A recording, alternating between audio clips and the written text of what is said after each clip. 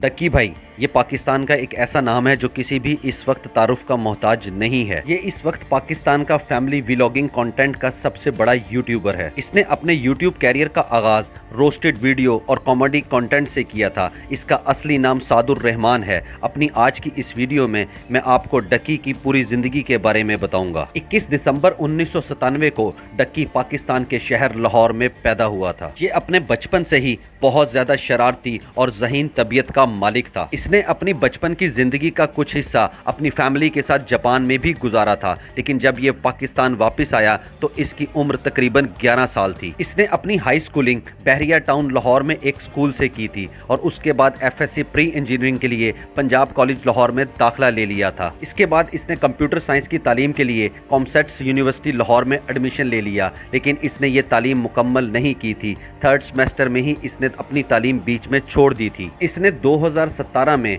YouTube पर एक channel बनाया जिसका नाम इसने डक्की भाई रखा। शुरू में तो इसने रोस्टेड और फनी वीडियोस के साथ अपना कंटेंट स्टार्ट किया, लेकिन बाद में इसने फैमिली व्लॉगिंग स्टार्ट कर दी थी। 14 जनवरी 2023 में इसने अरूप जुतोई से शादी कर ली थी और इसने अपनी शादी की बहुत सारी वीडियोस यूट्यूब पर पोस्ट भी की थी और देखते ही देखते इसके सब्सक्राइबर्स 8 मिलियन से भी ज्यादा हो गए थे। अगस्त 2023 में इसने अपनी dream favourite car Audi e-tron GT भी खरीद ली थी और फिर अगस्त 2024 में इसने एक बहुत बड़ा घर भी खरीद लिया था। इससे डक्की का लाइफस्टाइल बहुत ज्यादा ऊपर चला गया था। लेकिन फिर 16 अगस्त 2025 की रात को डक्की की जिंदगी में एक ऐसा वाकया पेश आया जिसने डक्की की जिंदगी को और फैमिली व्लॉगिंग कंटेंट वाले यूट्यूबर्स को हिला कर रख दिया। नेशनल साइबर क्राइम एजेंसी ने इसको 16 अगस्त 2025 की रात गिरफ्तार कर लिया। इसको तकरीबन 100 दिन जेल में रखा गया, लेकिन फिर 24 नवंबर 2025 को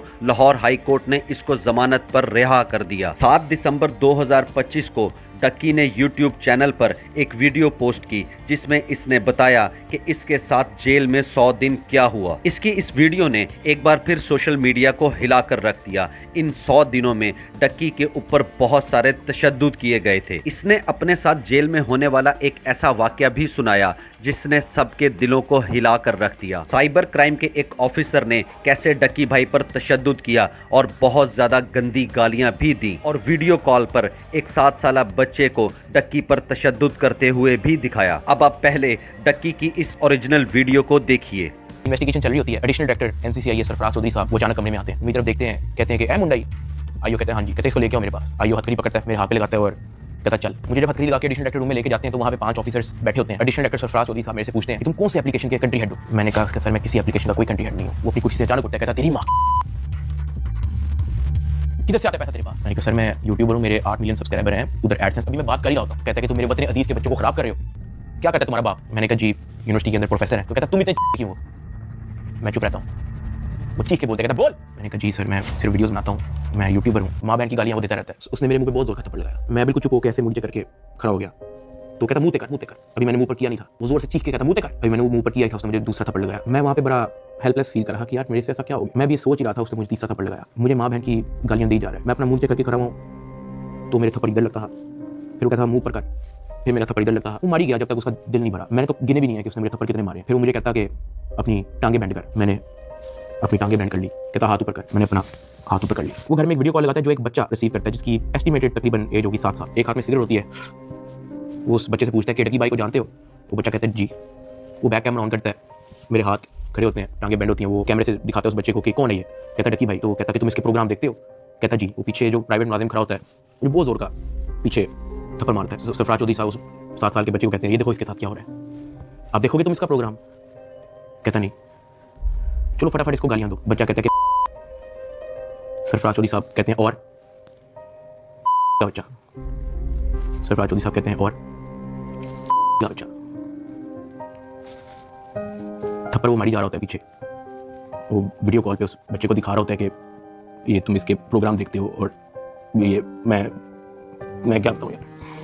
इस ऑफिसर का नाम सरफराज चौधरी है और ये NCCIA में एडिशनल डायरेक्टर है। इस इदारे का काम साइबर क्राइम्स को इन्वेस्टिगेट करना होता है और ये वही इदारा है जिसने 16 अगस्त 2025 की रात अल्लामा इकबाल इंटरनेशनल एयरपोर्ट से डक्की को गिरफ्तार किया था। डक्की पर इल्जाम लगाया गया कि इसने जुए की कुछ एप्स यानी गैम्बलिंग एप्स को प्रमोट किया है। डक्की पर जो इल्जाम लगाया गया उसको प्रॉपर तरीके से इन्वेस्टिगेट करना चाहिए था और फिर अदालत जो फैसला सुनाती उसके मुताबिक इस पर अमल होना चाहिए था, लेकिन ऐसा नहीं हुआ। सरफराज चौधरी ने अपने एक इंटरव्यू में फैमिली व्लॉगिंग यूट्यूबर से काफी ज्यादा नफरत का इजहार भी किया था। अब ये बात भी सही है कि फैमिली व्लॉगिंग कंटेंट को हर कोई पसंद नहीं करता, लेकिन इसका हरगिज मतलब ये नहीं है कि कोई भी ऑफिसर अगर फैमिली व्लॉगिंग कंटेंट को पसंद नहीं करता तो वो अपने मुताबिक इस केस को चलाए। डक्की पर केस कानून के मुताबिक चलना चाहिए था, लेकिन कहानी में एक नया मोड़ तब आया जब सरफराज चौधरी को और इसके साथ कई ऑफिसर्स को अरेस्ट कर लिया गया। सरफराज चौधरी पर और इन सब ऑफिसर्स पर